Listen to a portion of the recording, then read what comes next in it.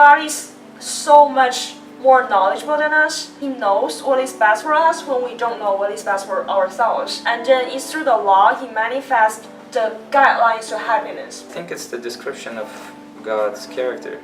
God's law is His way of showing us who He is and how He wants us to be. I know a pastor used this as an example, kind of like a mirror, and he compares the law to a mirror. Let's say you have blemishes on your face and you have a scar on your face and no one is telling you about it, but you hold up a mirror to your face. The mirror shows you what's on your face. The mirror is not going to take off the blemish, but it acknowledges the scar on your face. It serves as a mirror to show us where we don't necessarily match up, not to break us down, but to drive us to Jesus so we realize our need for Him. I believe that the law is not only what helps us to be saved, but it helps us to point us to the one who saved us.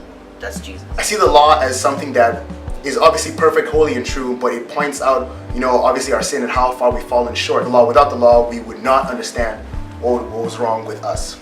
If we look at God's law as just a set of rules and instructions, sometimes we'd feel like, why am I in prison? I want freedom. But look at it, Christ's law is like a guideway, a pathway to heaven. When you go to a zoo and you see lions in a cage, you can't go in the cage for a reason, because it's for your own good. But then you get so caught up in not being able to play with the lions that you forget that you have the whole world around you that you could visit and you could go. So that's how I see the law, that it's for my own benefit, why He set boundaries for me.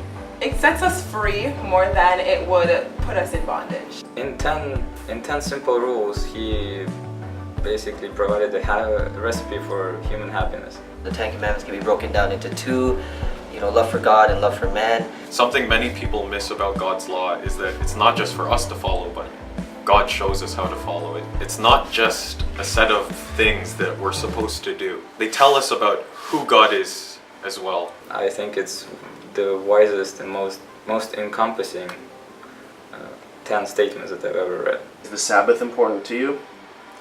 It is. The Sabbath is important to me. It's rest. The concept of the Sabbath and just being in God's, or I guess let's say acknowledging God's presence, is a little taste of what heaven is going to be like. I'll be just resting and thinking about what God did in my life the whole week and all, just thanking Him.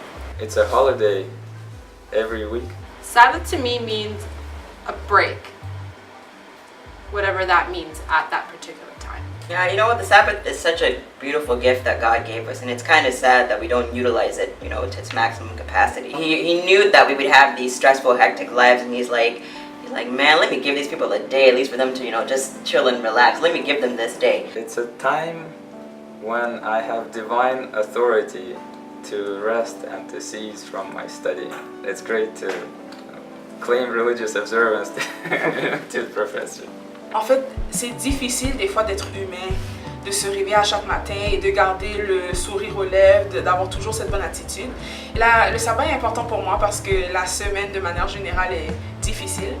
Garder ses yeux sur Dieu pendant 24 heures, c'est tellement important et ça a vraiment une beauté. It's like the breath of fresh air that you just, the weekend is, you're like, is it Friday yet? It's Friday yet? Like, when Friday comes, you're just like, wow! I'm done. No worries, no stress. God's instruction for you to just let everything fall to the sides and focus on Him and focus on being satisfied in that kind of true rest. He knew we needed that day to kind of recuperate and kind of, get back, be close to Him and then be able to, go through another week. Je dois prendre le temps de me concentrer, de réaliser qu'est-ce que Dieu a fait, soit pendant la semaine, soit de ce qu'il a fait par exemple dans la création, de juste prendre le temps de s'arrêter, de prendre une pause et de contempler la grandeur de Dieu. It gives us time to appreciate what He's done for our life, and that's definitely a relationship thing.